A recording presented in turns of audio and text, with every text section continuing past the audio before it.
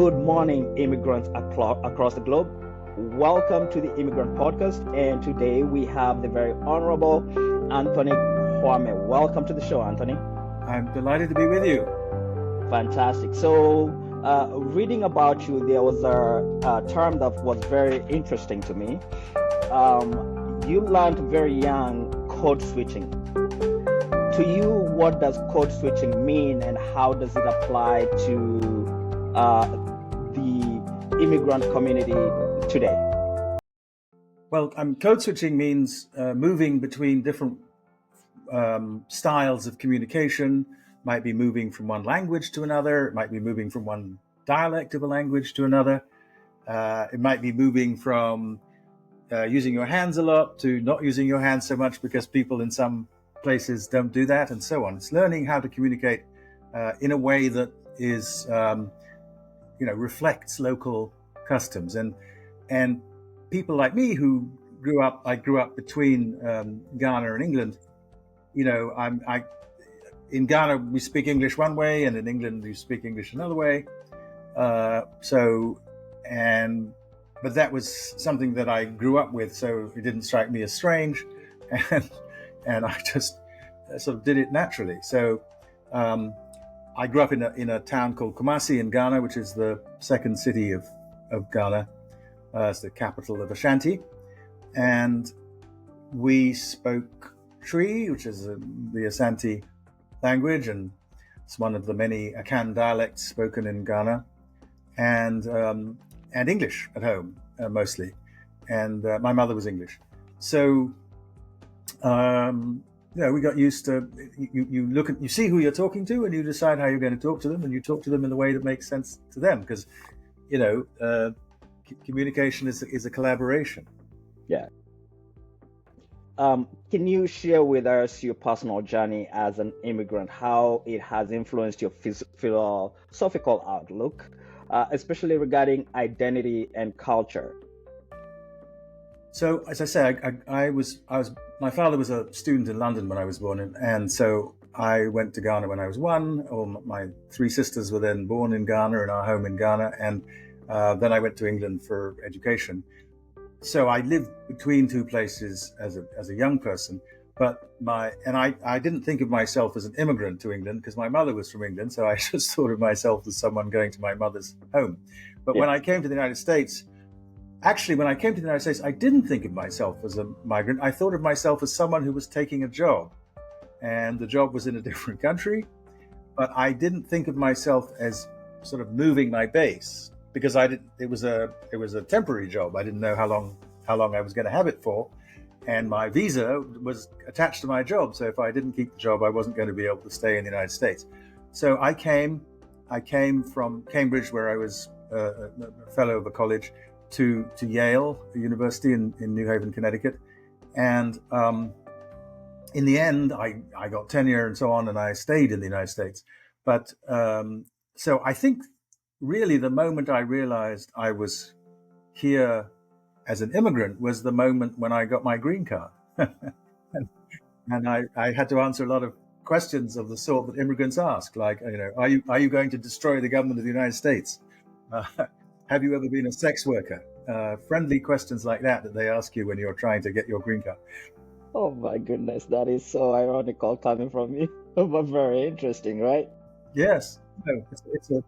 And I say that because, when somebody asks you, are you gonna destroy or penetrate the government of the US, you also have to look at it from the other end and ask, as a responsible citizen, are you gonna remain quiet so that you can form to society, or are you actually gonna pierce that government and ask questions as a responsible citizen, right?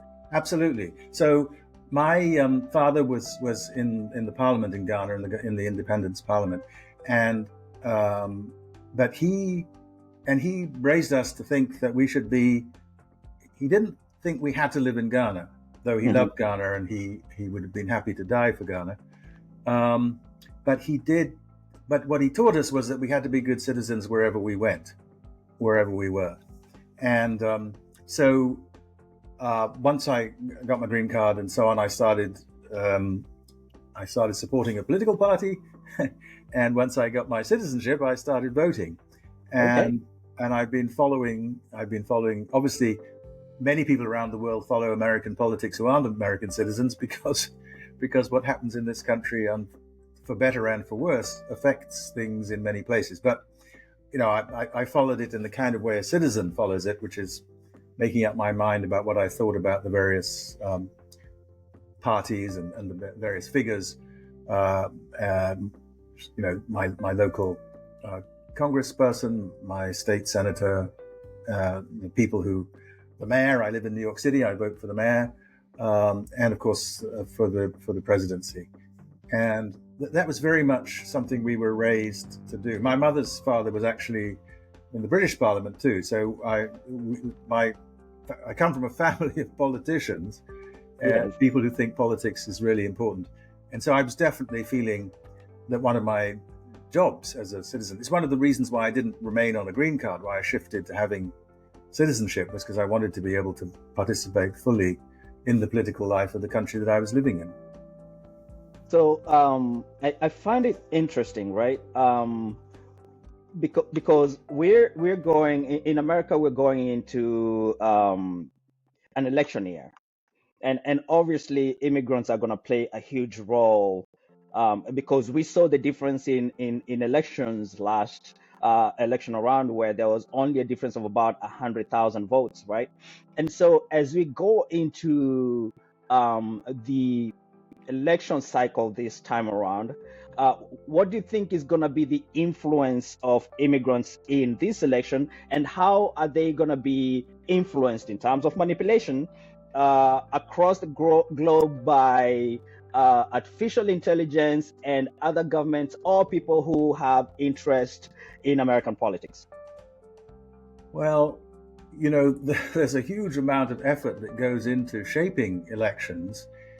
Some of it is, I think, desirable. I think politicians should indeed make arguments to citizens, and they should go on television and radio and podcasts, and they should talk to the newspapers. They should make their positions known, and citizens should talk to each other about what they think about these things. All that's legitimate, and they'll do that in bars and clubs and workplaces, but also, of course, in social media. But there's a lot of people trying to shift people's opinions about politics and social media in a way that's much less desirable. The Russian government has a branch that spends its time trying to shape attitudes on Facebook, American attitudes, and they work to shape British attitudes when Brexit was coming up, because the Russians thought it'd be better for them if the British were out of Europe. So I think all of us have to be careful when we are interacting with sources on the web, especially, I think, to do the thing that responsible citizens do, which is to be careful to think about whether the arguments that you're hearing are good arguments, whether the factual claims are correct or not. And as you say, that is something that immigrants to the United States and immigrant citizens of the United States have to do.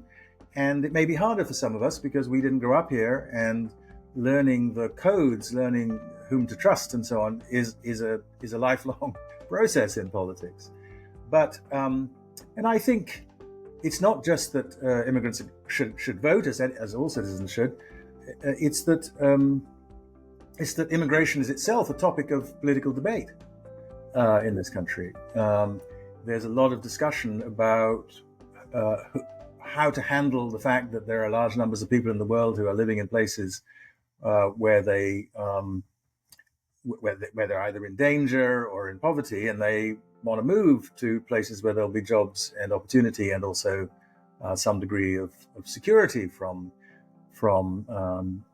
in some Latin American countries, the problem is gangs and organized crime. In other places, it's the government. And I have great sympathy with them. My father was imprisoned in Ghana by the government for a while for disagreeing with the president about various things. So we have to think about what's a sensible policy. I think and a sensible policy, it seems to me, has to combine compassion with reasonable regulation. You can't just you have to keep track of who's crossing the border, and you have to decide whether, when people make claims for asylum, for example, you have to make sure whether their claims are correct. But I think what's perhaps lacking in the attitudes of many Americans today is compassion for the people in those circumstances. And I think also trying to make a sharp distinction between people who are legally entitled to asylum because they face legitimate fear of persecution in their own countries, on the one hand, and people who are what are called economic migrants is difficult, because if the economic migrant is someone who's moving from a situation where they can't feed their family, they have a serious problem that they need help with, even if they don't legally meet the conditions for asylum. So I think we, especially those of us who come here, have been sort of allowed in legally, should be, I hope, especially compassionate in our thinking about these things. But as I say, in the end, states are entitled to police their borders, and the United States is entitled to police its borders.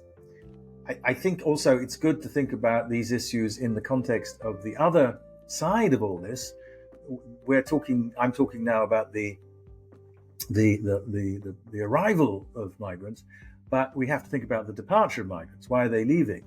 And one thing that the United States can do as a powerful country is think about how it can help make those countries that people want to leave more hospitable for the people who are trying to leave, so that they don't want to leave if they don't need to leave.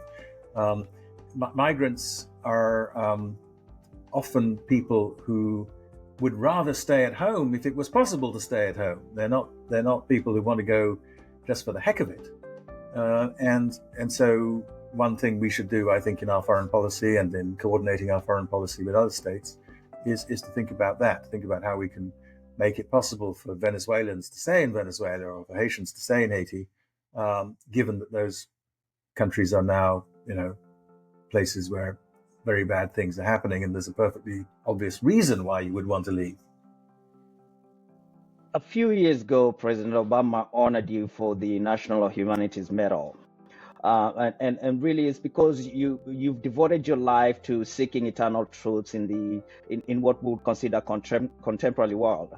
Obama was succeeded by a gentleman who's known for racial slurs, who argued of white nationalism, and if I may quote, he said, "Some very fine people," and I end quote. Should immigrants, people of color, or other minority groups be concerned about the 2024 elections in America, especially because both men running for the office will be over the age of 80, and how should immigrants accommodate or even play in this very hawkish political environment?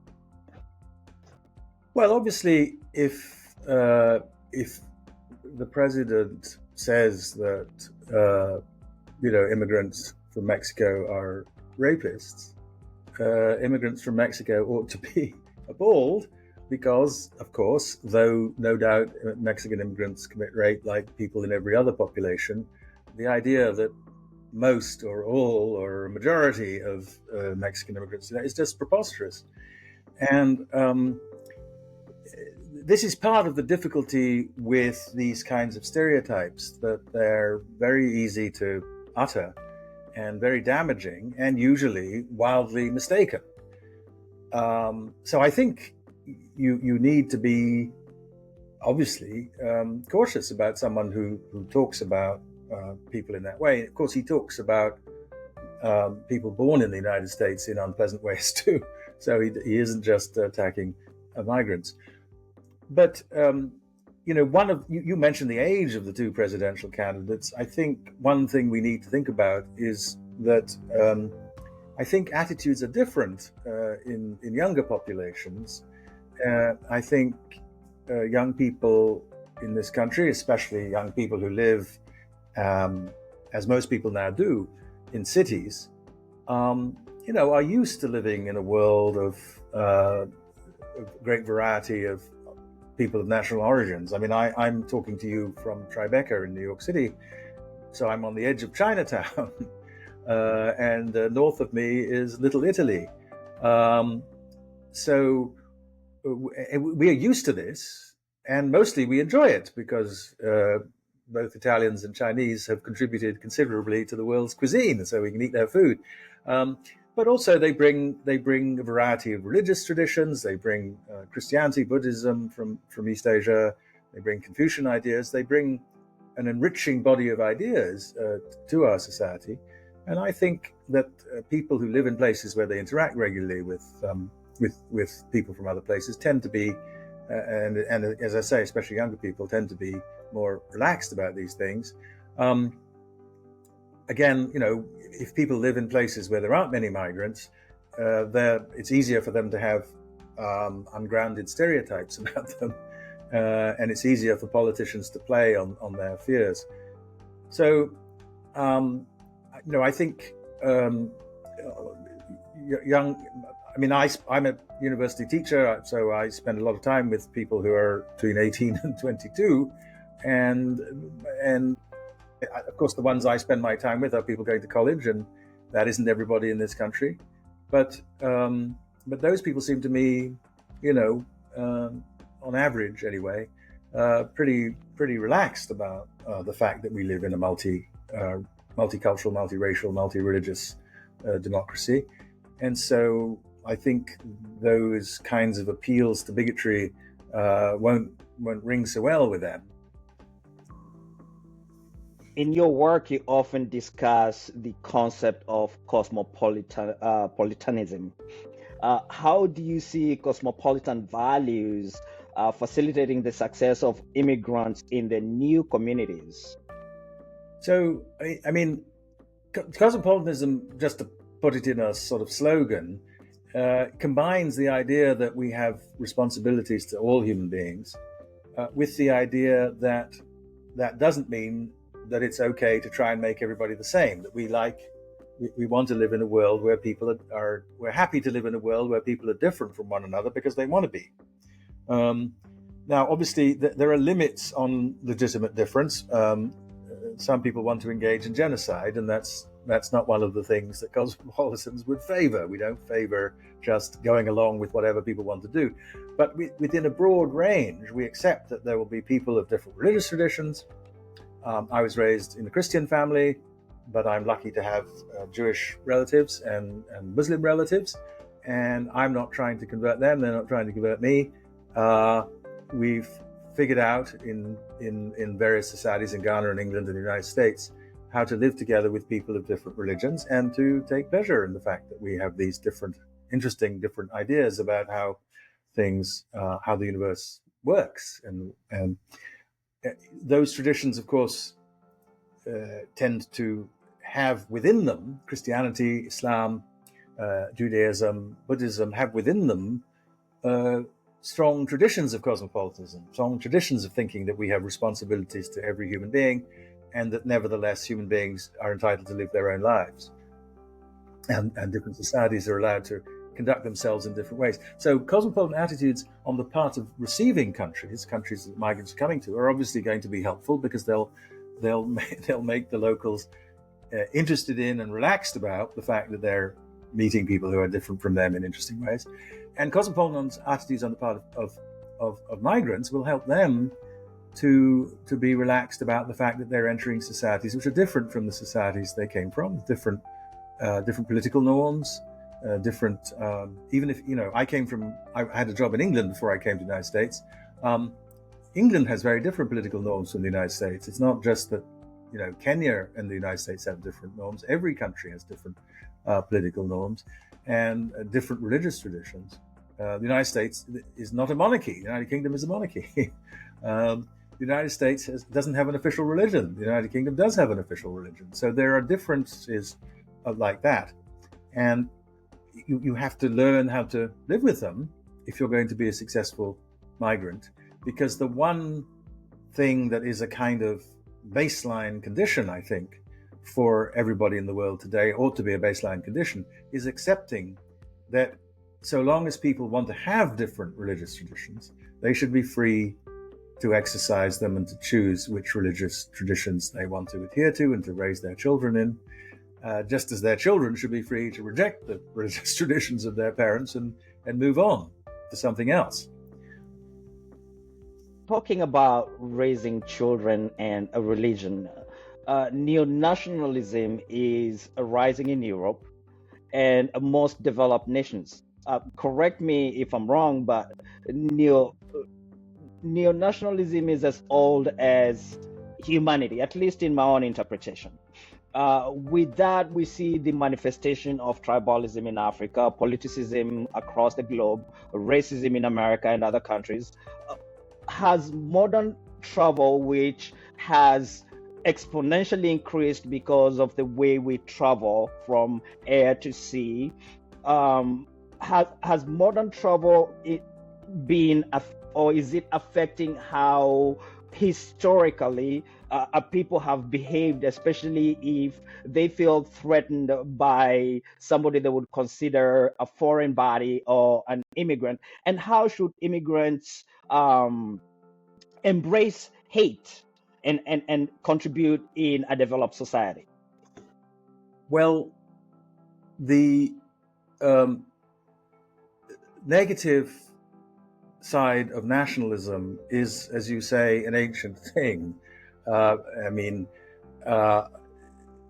Maybe the modern nation state is not all that old, maybe it's only a few hundred years old, but before the modern nation state, there were countries in which people had hostile and negative attitudes to strangers who came to live among them.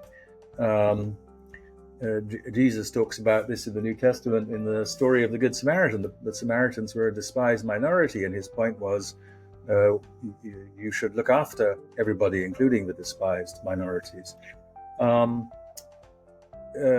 So this form of the sort of xenophobic form, or the other hating form of nationalism, doesn't necessarily respond to migration. Mr. Modi in India is mobilizing anti-Muslim sentiment. The Muslims he's mobilizing sentiment against have been in India for a very long time. Mm-hmm. They didn't come in last week or last year or last century. They came in hundreds and hundreds and hundreds of years ago, or they were converted hundreds and hundreds of years ago. So, or their ancestors were. So, this attitude, the Roma, who are the objects of Hungarian racial nationalism, have been in that part of Europe for a very long time too. So it's true that one form of this nationalism is directed against migrants, but it isn't the only thing that it's directed against. And as you say, there's growing. I would say the largest side of anti-migrant sentiment in Europe takes the form of Islamophobia. It takes the form of hostility to large numbers of Muslim migrants who now live as citizens of France and Germany and other countries in Europe, Denmark, and so on. And we should remember that there are many people in those countries who are very welcoming to their Muslim brothers and sisters, who think that it's important that a country like France not think of itself as a Christian country, but think of itself as a republic in which people of all religions can participate. So, and indeed, I would say that is the central tradition of the French Republic, going back to the French Revolution and starting with the emancipation of the Jews after the Revolution. So, there's a long tradition of this, and of course, there's a long tradition in this country. George Washington wrote a famous letter to a synagogue in Rhode Island saying that the United States was, I'm paraphrasing, would give, I think the actual phrase was, will give bigotry no sanction, will not allow bigotry. And in 18th century English, bigotry means religious prejudice. It probably comes from by God. So it's by godetry. So So we have these traditions of resistance to this kind of exclusionary nationalism, a nationalism that identifies the country in religious terms or in racial terms. But we also have long traditions of racism and Islamophobia and anti-Semitism as well in the North Atlantic world. So, and it's very easy to mobilize people through this kind of negative attitude. It's easy for Mr. Modi to get votes by stigmatizing Muslims. It was easy for Hutu power to get into power by stigmatizing Tutsis, and so on. So I think it's a side of our human nature that we have to accept is there, the capacity to get people to behave in horrible ways to people on the basis of these national identities or religious identities. And we have to manage it. Decent people have to take care that they aren't drawn into that. And responsible political leaders shouldn't be engaging in it. That doesn't mean, and one must distinguish between the claim that, for example, you can't be Muslim and French, which is, I think, a preposterous claim, from the claim that Muslim citizens of France, like other citizens, need to accept the constitution and the laws and so on, as they mostly do. One of the sort of annoying things about things like bans on burqas and the foulard, the scarf in France, is that the vast majority of Muslim people in those countries didn't want to do that in the first place and would have been perfectly happy mostly to stop. So I think it's just a fact that this is going on in the world. As I say, it's not all directed at recent migrants. A lot of it can be directed against people who've been around for a very long time.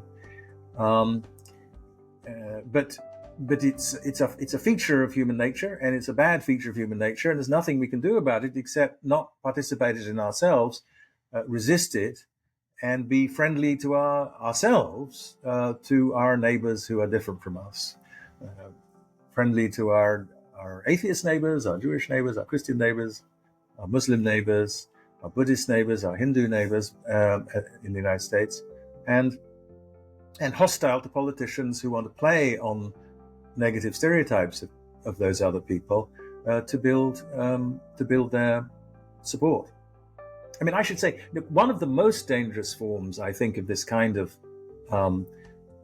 mobilization of hatred of others that's going on now, again, not just in the United States, though it's pretty strong here, is a kind of demonization of the other political party, demonization of Democrats by Republicans and Republicans by Democrats. We cannot run the republic together if we think of each other as them. We have to think of each other as us. That's the whole point. And we, immigrants, I think, should be especially sensitive to the idea that it really is important for all of us to think of us, as well as we can disagree about all kinds of things. We can disagree about abortion and gay marriage and what level of migration there should be and what the rules should be about all this, that, and the other. We can disagree about those things, but we can't do it. We can't make the republic work if we do it in a way that treats the people who disagree with us as enemies. You have this very interesting term that I think you're the only person I've heard utilizing it, and that's the ethnic enterprise. There is millions of people migrating across the globe every year. About 1 million people migrate to the U.S. each year, at least legally. In certain countries, they've actually overturned where migrants have a higher population than the locals. The point of contention is, for example, Islam is continuing to become a punching bag for politicians in the developing world, right? Who uses ethnic enterprise to capitalize on local politics, and how should the millions of migrants take that and use it for their own benefit or use it to change political grassroots in communities they choose to live in? So, what I was thinking about, the idea of ethnic entrepreneurs is not my idea. It's in the literature on ethnicity. But the people who use ethnic identities to build coalitions of one sort, to build groups that they can then mobilize to do various things. I think there's a perfectly legitimate form of this. If you arrive in Minnesota from Somalia as a refugee, it's not surprising if you look out for other Somali refugees and work together in associations in order to help settle and to create the institutions that you need in order to be happily settled in Minneapolis or wherever. But so I don't think there's anything wrong with appeals to ethnicity as such. And you mentioned tribalism.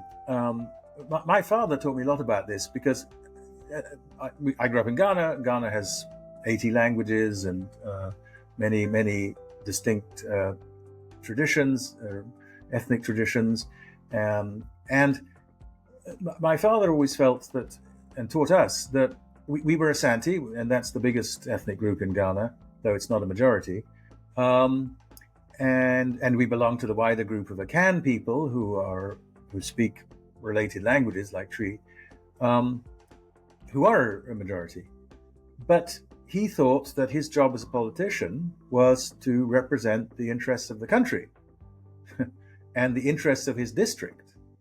He did not think it was his job to give special attention to the interests of Asante or Asantes.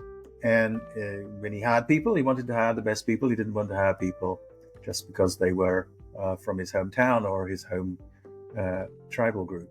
So, and I think that's possible. I mean, he loved Asante. I don't mean he didn't love Asante, and he was very proud to be Asante, and he did things for Asante. But he thought that when you were doing national politics, you shouldn't be advancing the interests of one group over the others. And he felt very strongly about that.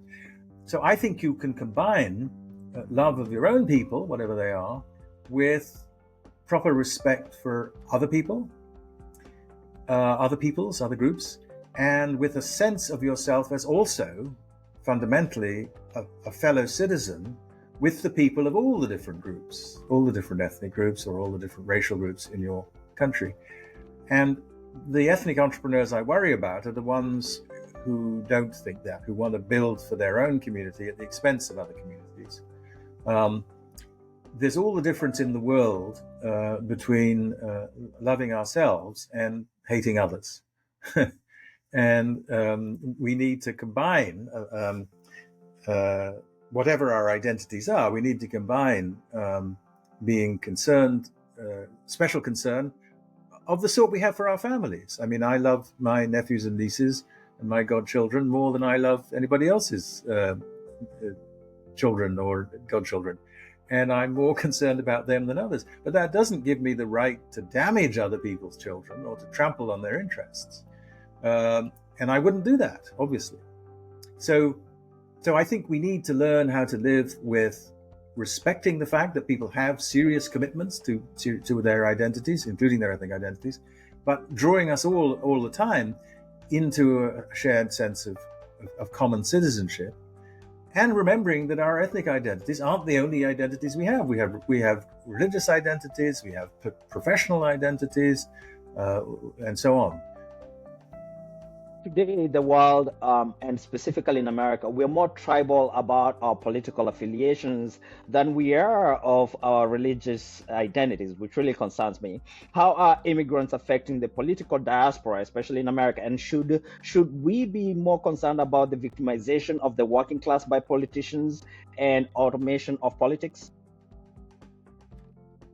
I think that a criticism that it can reasonably be made of both political parties in the United States is that over the last few decades, they have paid insufficient attention to the circumstances of the people at the bottom of the economic ladder. And that's true of Democrats as well as Republicans. Now, the Democratic Party has, among other things, connections with the union movement, and so it does have some concern for working people. But the people who are worst off in our country are often people who have a tenuous relation to jobs. They're in and out of jobs, and they're not unionized. They're working in jobs where unions aren't permitted, unrecognized. So I think we haven't done a good enough. We, the United States, the Democratic Party, the Republican Party, haven't done enough for those people, and but being concerned about that doesn't mean you shouldn't also be concerned about racism and Islamophobia and homophobia and sexism. Of course, you have to worry about all the ways in which categories of citizens are disadvantaged. But I do think the lack of a proper sort of awareness of the incredible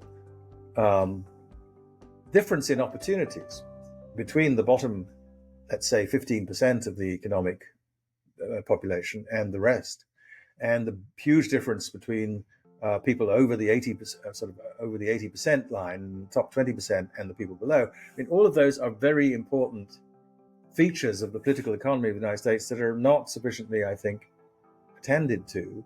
And so, and this is part of a big pattern in the North Atlantic. All over the North Atlantic world, the party of the left, the Progressive Party, has moved from being a working class party, which the Labour Party was in 1945, say, to being a party of the educated middle class.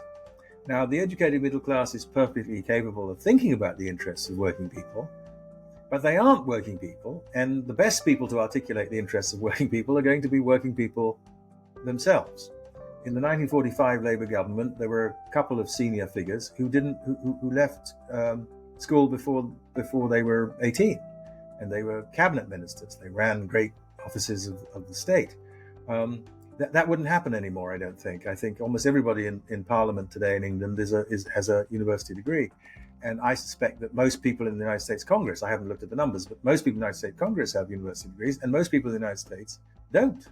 I mean, lots and lots of people in the United States finish high school or don't finish high school, or finish high school and stop their formal education then.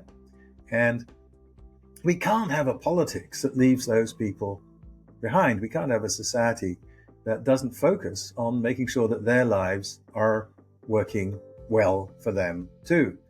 So that's something that all immigrants should care about. Poor immigrants, of course, will care about it in one way, but the rest of us who are successful, prosperous immigrants should care about it in another way, because Americans should care about it, and we should be good Americans. You know, when you say that, that brings me back to a point that I think is really interesting, because I mean, the world today is increasingly in debt, and this is not just an American problem; is a global problem. The last I looked, the numbers were somewhere about $307 trillion in debt, and so. Why does it matter for immigrants, and what is the interaction of immigrants and debt in developed nations? Well, we shouldn't be against debt as such. I mean, a mortgage is debt, but it allows you to end up owning your house.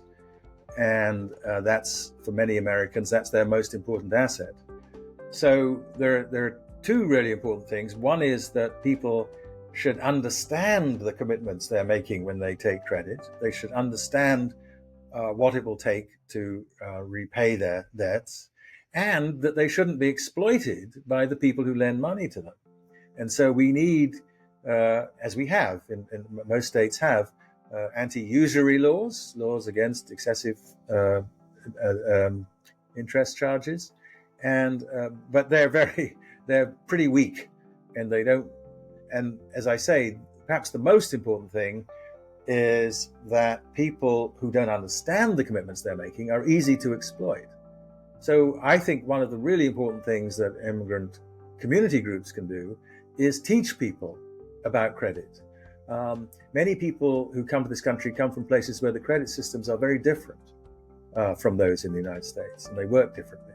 So learning how to handle the credit in our society is one of the great needs of migrants. I speak from personal experience. I made a terrible mess of debt in my first years in this country because I had come from a different context, a place where debt worked differently. So I think it's really important for people to, one of the things, as I say, that immigrant community groups can do is to teach people how to handle debt.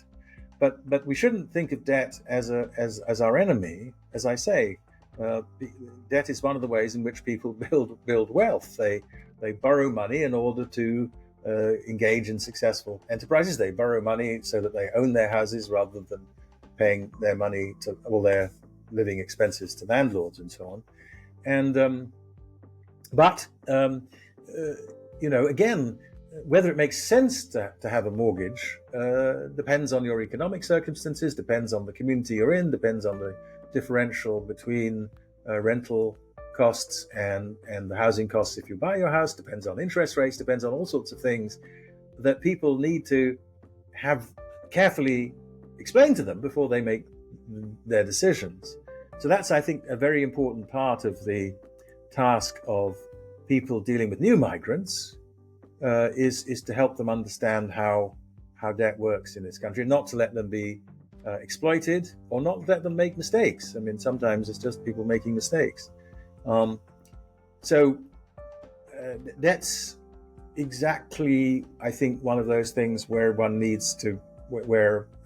migrants often need help. Of course, some people immigrating to the United States are people who ran businesses in other countries and they know perfectly well how to handle their debt. I'm not saying that all migrants face these challenges, but many people, especially people in asylees, refugees, often come from places where they have at the very least a very different system of debt. And I think that's one of our tasks, is to make sure that they understand their options and make the best use of them. Absolutely, absolutely. From an ethical standpoint, what do you believe are the most significant challenges facing immigrants today, and how can they navigate these challenges to achieve success? Well, just to make a point, some of the most important challenges facing immigrants are the same as the most important challenges facing everybody. We all face the climate crisis, and the climate crisis is one of the sources of migration because people are moving from places where changes in climate are making agriculture more difficult, and so they're being pushed by climate change. One of the great ironies of the current anti-migrant feeling in Europe is that Europe needs, in Europe, new areas, because of climate change, new areas are opening up for agriculture. For example, large parts of the cold parts of Russia, which would have been hard to grow grain in the past, could now be used. So actually what's needed is, what's happening is agricultural land is disappearing in the tropics. More agricultural land is developing in the north. The obvious thing to do is to take farmers from the tropics and use their skills in the north. Again, Europe faces a problem because it has an aging population. A lot of migrants, the average age of migrants tends to be quite young. So that would help providing.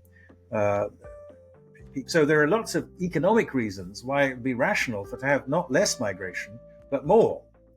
But that anti-migrant sentiment is one of the great challenges facing us today, facing migrants, but as I say, also facing their societies, because that anti-migrant attitude is losing out on their capacity to use one of the obvious strategies for dealing with the consequences of the changing climate, which is to move people into the places that are becoming more habitable, out of the places which are becoming less habitable and less easy to do the things that make food and business.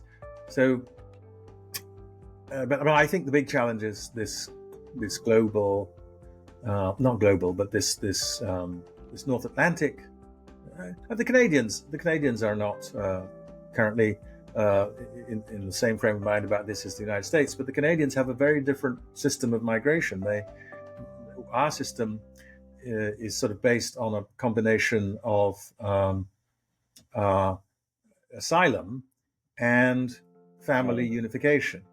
The Canadian system is based on whether you can help Canada, though they also take their fair share of refugees.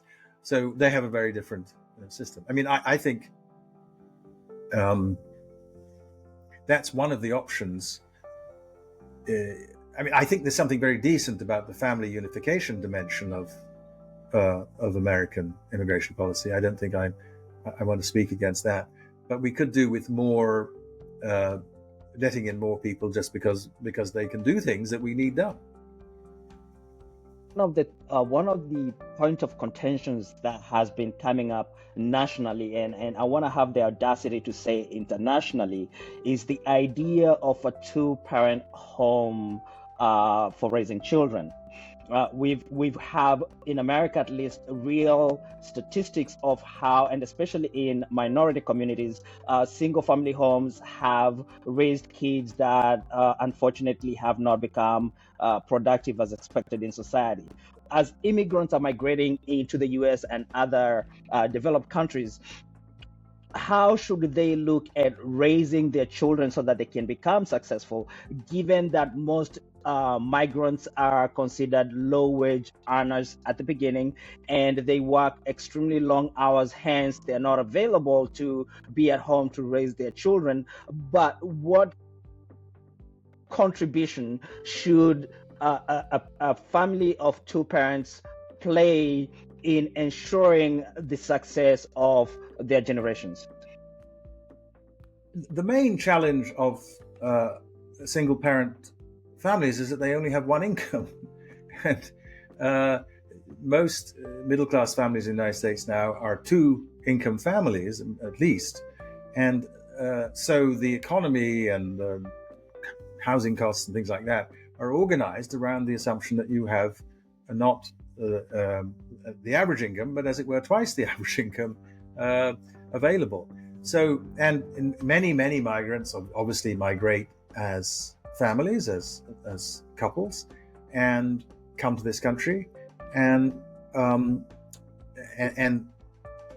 need to work two jobs, because especially if you have a low income job, two incomes is better than one. One of the reasons why family unification, I think, is an important idea is because one of the resources for helping raise children that often comes with people from the developing world is the idea that raising children is not just the responsibility of mother and father, but it's the responsibility of aunts and uncles and grandparents as well. And so some people who can't afford expensive childcare, if they have a granny in the house or something, can have their children looked after that way. But we shouldn't, many people have been raised successfully by their mothers. Barack Obama's father went back to Kenya, and he seems to have done pretty well. So we should be careful to recognize that there are many successful single parents, mostly women, but some men. But in the end, the big thing that helps with this is something that is a matter of policy, which is making childcare, reasonably priced and ideally free childcare available for working people, so that their children can be looked after when they're at work. But we know that the children whose parents, for example, read to them tend to do better than children whose parents don't read to them. Part of that is that the kind of people who read to their children tend to be richer, and so they're doing better just because their parents are richer, not because they're reading to them. But part of it is that reading to them is helpful. And so again, these are things that, as people from places where maybe reading to your children isn't customary,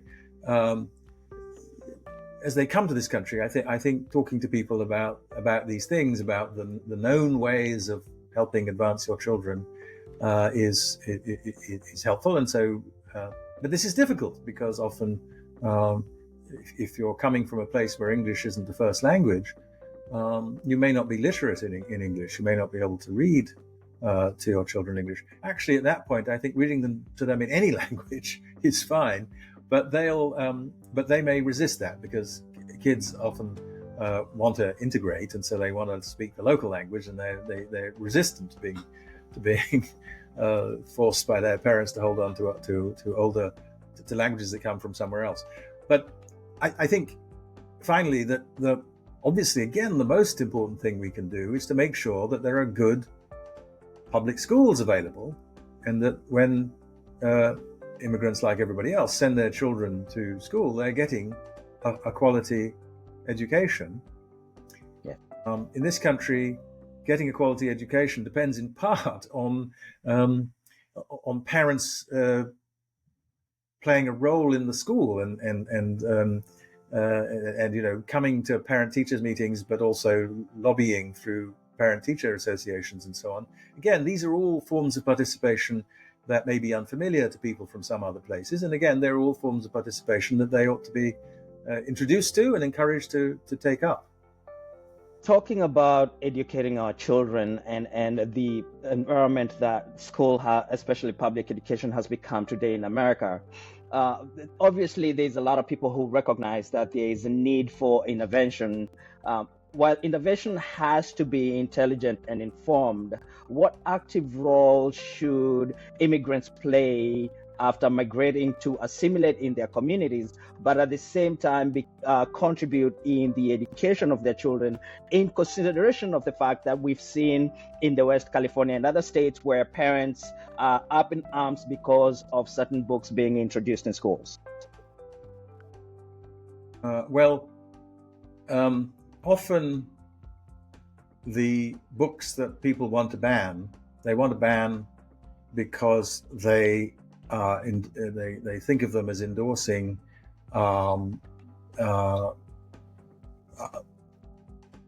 patterns of behavior that are unpopular with people of traditional views. And often that means that the migrants coming from places which have traditional views about gender and sexuality and so on will be on the side of the people who want to ban the books, because they too will be thinking that this is something that shouldn't be these children shouldn't be exposed to. I remember hearing a conversation on the Acela coming back from Washington once between some young Muslim men who were clearly successful professional people. And what they were saying to each other was, I found quite moving, because what they said was, well, we don't think that, we think that homosexuality is wrong, but we've come here and we're asking them to tolerate us. So maybe we should learn the American habit of toleration ourselves. Maybe we don't have to like it, but we should at least allow that gay people should be treated as equal citizens and so on. And anyway, it was a very moving conversation to me. So I think, again, in Europe, this is something that has become an issue, and in countries like Denmark, in Denmark in particular, the immigrants are taught that this is an anti-sexist, non-homophobic society, and that whatever your personal views, women will be treated equally and should have the same opportunities as men, and gay people will be allowed to have their relationships. They will not be criminalized or stigmatized. And that's a difficult thing to take on if you arrive at the age of 25 or 35 or 45 in a country where homosexuality is illegal, and it's taken for granted that if there's a child rearing job to do, it should be done mostly by the women in the family and so on. To come to a place where that isn't something, that's a challenge. And again, I think we should remember that many migrants are women, and many migrants are gay and lesbian, and some of them are trans. And so for them, these issues are going to be different. They're going to be in favor of these changes in their families and their communities. But I think that, again, the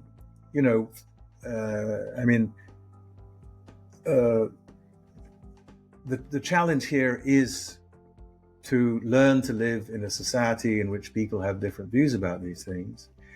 And that means, and that they're not going to change their minds because you've come with your different views. You're entitled to express your views in a preferably in a courteous way. But you should also be engaged in listening to your new neighbors. And I think when people remember that some of the books, it's true that some of the books that they want banned are books like, Heather Has Two Mummies, which is about a lesbian couple raising their children. But others are books about Islam that people don't want in their schools. And if you come from a place where Islam is original, where you're Islamic yourself, you should wonder about whether you want to be allies with people who are wanting to say that their children shouldn't be told about Islam. And maybe you should think that the right thing to do is to raise your own children with the values that you believe in and talk to them about that. But allow the kids in the school, and maybe you can tell your children that you don't want them reading these books. But that's different from saying they shouldn't be available in the library, because among the parents in your school are going to be lesbian mothers, and they might want their kids to read books about lesbian mothers to be able to find books in the library about that. So again, it's an adjustment. It's always an adjustment when one moves between societies and cultures, and I understand how shocking it can be to discover the different attitudes of some people in the United States on questions of gender and sexuality. But we should remember that there are now somewhat persecuted gay rights movements in your country, in Kenya, the country you came from, and in Ghana, where I came from, and in Uganda, famously, and in Nigeria, which passed a law criminalizing gay marriage, which is an odd thing to do since it's not possible to get gay married in Nigeria. So it's hard to see how you could commit that crime. But anyway, again, but I think the fundamental. I think this is an example of where the cosmopolitan spirit is helpful. You don't have to. There's a wonderful television program which I commend to your listeners, called Skins, which is about a multi-ethnic high school in Bristol, in England. It's a British television program, and there's a wonderful episode in which a Muslim father comes out of his son's birthday party and sees his son's best friend and says, "Why won't you come in?" And the son said, and eventually the boy says, "Because I'm gay, and your son won't tell you. Your son is straight, but your son won't tell you that his best friend is gay." And this man looks at him for a while, and then he says, "I don't understand everything, but Islam is very important to me. Friday is the best day of my week. But I don't understand everything, and what I do know is that you're my son's best friend." So he says, "You got to come in. My wife's made that curry you like."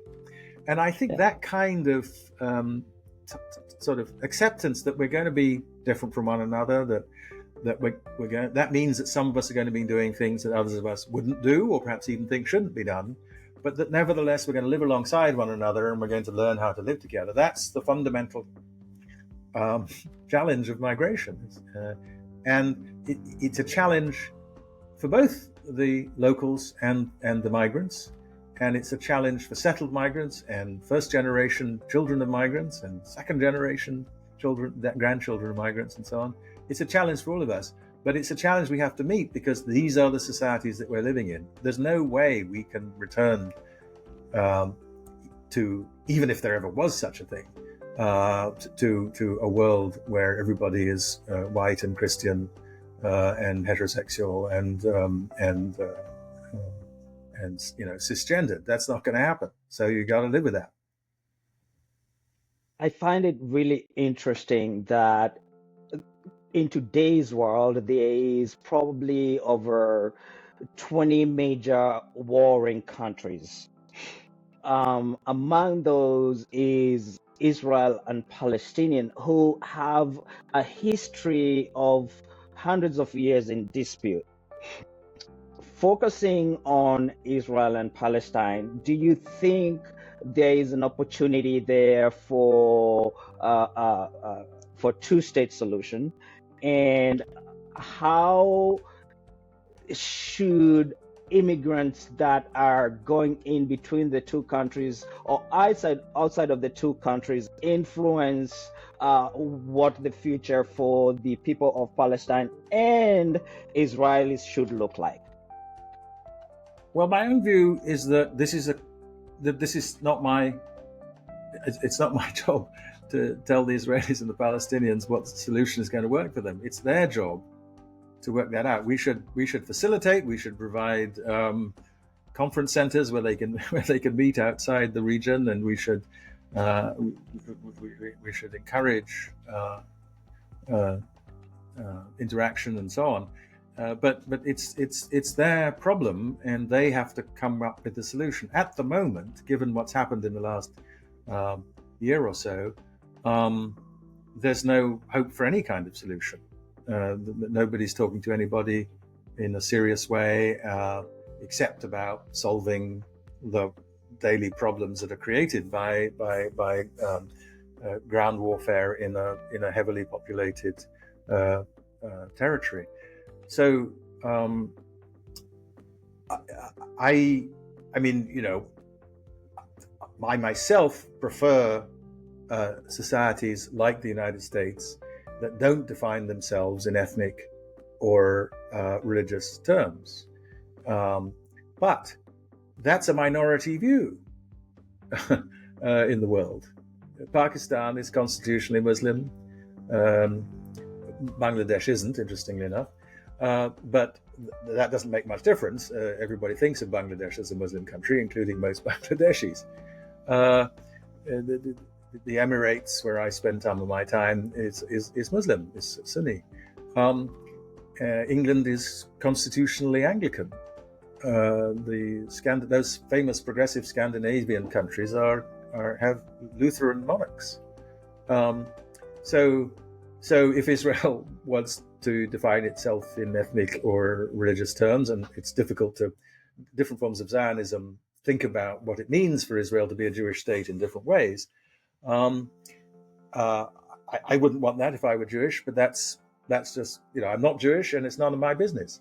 They have to figure out what they want, but they have to do it in acknowledging the fact that they have a large non-Jewish population and that they can't get rid of them. It would be illegal ethnic cleansing to get rid of them. So whatever solution they come up with, it has to, they meaning both the Palestinians and the Israelis. The Israelis can't come up with a solution on their own. They can only come up with a solution with the Palestinians. Whatever solution the Israelis and the Palestinians come to, it has to recognize, I think, that look, it's perfectly possible to have a country like England, which is constitutionally Anglican, but where Muslims are not second-class citizens. So I don't mean that defining yourself in ethnic or religious terms means that you have to treat people of the non-state ethnicity or religion as second-class citizens. You don't. But they have to figure out how to have a proper equal citizenship in whether it's one state or two state. They say they need to have proper equal citizenship in both, and that means equal citizenship for the people who are there. That seems to me, those are the constraints. But as I say, I don't think this is a good time to think about this, because there's no chance of anybody coming up with a solution after what's happened recently, with both sides feeling, in my view, justly aggrieved. But both sides have had terrible things happen to them, and they both are not in a mood for compromise. And that's just, you know, so we have to wait. Look, I grew up in England, I went to school in England, and it took, more than half a century to reconcile Catholics and Protestants in Northern Ireland to the point where they could have a democratic society in which Catholics and Protestants were equal. There was a big civil rights movement when I was a teenager in Ireland, because Catholics were treated so appallingly. It took a long time. It took a lot of negotiation. Unfortunately, it involved a lot of violence. The IRA and the Protestant paramilitaries engaged in illegal violence, and it took other countries being willing to help them when they were willing to talk. The United States played a helpful role, because the British government was identified by the Catholics in Ulster as in Northern Ireland as on the other side. Rightly or wrongly. So we can be helpful when they ask for help, but until they ask for help, I don't think there's much we can do. And as I say, it's not our job to tell them what the solution is. Our job is to remind them of the legal obligations, remind Hamas and remind the Israeli government of their human rights obligations under international law, and therefore, among other things, to tell them that whatever solution they come to has to recognize that you can't have second-class citizens in a modern society. Anthony, you have a diversification of a lot of work that you have created over the years. And most of it is very, very interesting. Could you share any personal habits or philosophies that have helped you navigate your own path to success in an often multicultural, interconnected world? Well, like many successful people, the most important asset that I have was something that was not anything to do with me. It was having great parents. I didn't choose my parents, but they were wonderful parents, and they gave us great education, both at home and at school. And that's something that if you haven't got it, I can't get it for you, and there's no point in telling you that you should have had great parents. And unfortunately, not everybody does have great parents. But one of the things that they taught us, my sisters and I, was that you couldn't succeed on your own. That success depends upon learning from others and then helping others to learn. That it takes a village to do anything, including to raise children, but it takes a village to do anything, and that therefore you should be you should take advantage of the help that's offered to you. My life was radically improved when I became friends with an American in college in England, who from whom I learned a great deal, and who persuaded me eventually to come to the United States to work. And he and I'm the godfather of his children, and for many years we taught at the same institution. He's still at Harvard. I left Harvard some years ago, but he still teaches at Harvard. If without his help, I don't know, I would have had a very different life. So I think I would say, when you get opportunities, when people offer you a hand up, take it. Don't be reluctant to accept that. Now, that's in some cultures that's natural and normal. People think of in fact, in some societies, it's true in Ghana to some extent. Everybody assumes that you can't make your way up without help from other people, and even from powerful people. But some places people think that's that they think they lose respect if they accept help, and so. But I think that's not a helpful attitude. The right attitude you should have, especially if you're in a new place, is let me learn from and take help from anybody who's willing to help me. So my successes, such as they are mostly the result of other people offering me opportunities, helping me with things, teaching me things, and then I hope I've done that for some other people too. if you are speaking to large group of immigrants and you are on this platform, what would you tell them to be consciously aware in regard to large intelligence language models, such as interacting with ChatGPT and other AI forms, and how should they prepare for what the future is going to look like, and especially for their children? I mean, these things are these large language models are going to be a central feature of our lives from now on. This revolution, I think, is as big a revolution as the invention of writing, or the invention of printing, or the invention of radio and television. I mean, it's and there are, and it'll get better. These tools will get better, and so some of the things that I would say about them now, warn people about. It probably won't be necessary to warn people about it permanently, but I should warn you about ChatGPT, that it makes stuff up and that it talks confidently about things that it's telling you nonsense about. Unfortunately, I had the experience of having somebody give me some work that was produced by ChatGPT, and unfortunately for them, it quoted me. And that was unfortunate because I knew I hadn't said that. Yeah. Yep. And so ChatGPT hallucinates things at the moment. Maybe it'll stop at some point, but that's because it's a mistake to think of it as thinking. It's just putting one word after another according to a set of probabilities. Yes. The result of that, of course, is that it's designed to produce a kind of consensus, a kind of normal thought. It's sort of the average thought of all the thoughts in the database, which is now everything on the web. Well, if we stuck with the average thought of everything that was in the database, we'd still be living in the Stone Age. So we need human creativity. I don't mean that AI won't become more creative, it will.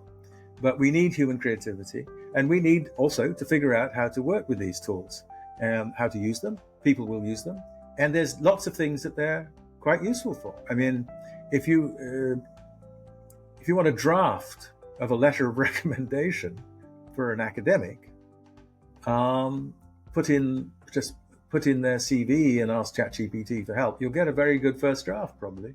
Now, I don't think you should do that, because when somebody asks you for a recommendation for an academic, they want you to think about it yourself and to write something that reflects your own thinking and reading of their work.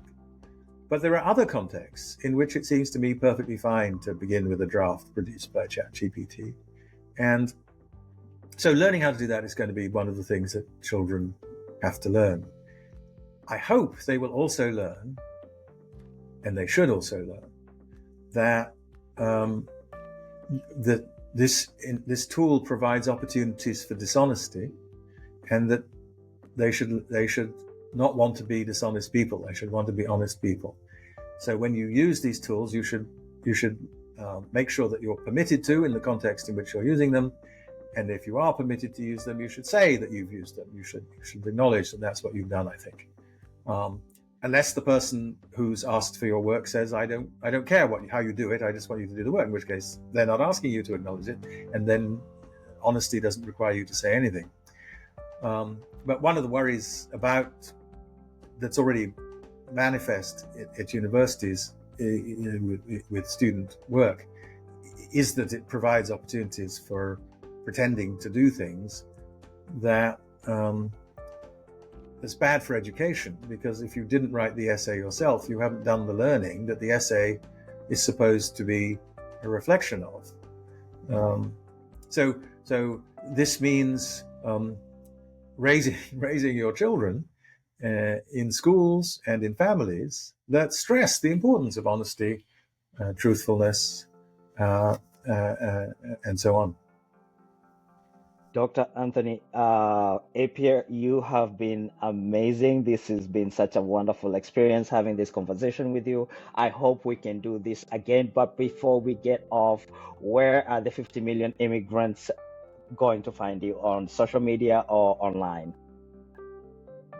Gosh, well, I'm not a big fan of social media because it has wonderful sides. I mean, but I and for a while, for example, I found Facebook. I have family in many countries, and for a while, Facebook was a way of keeping track of them. But I have to say now we keep track of each other through WhatsApp groups, so you can't join those because my sisters and I are talking every day.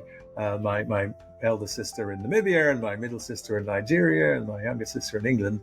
We're talking to each other, and to my nephew in Norway, and my Nigerian nephews and nieces, and so on, and Ghanaian ones. So I don't really do those things. I do have a website which is called www.appiah.net, which just tells you about me and offers you links to some of my work. And I used to keep up on that website. I used to keep track of the talks I was giving, but that's somewhat lapsed, so you won't find the talks I'm about to give on there. So mostly, I think the best way to see me thinking, anyway, is to read the ethicist column in the New York Times, which I write once a week, and that provides, and I hope it provides, stimulating, interesting reading. And I think, sometimes the questions I raise are questions that migrants would find particularly interesting.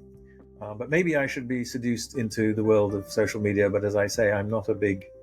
I find myself so irritated by the nonsense on Twitter or X or whatever it's called now, and on Facebook and on Insta, and on all these other things that I've looked at. What's the one? The one with sort of 30-second videos. TikTok. Yeah.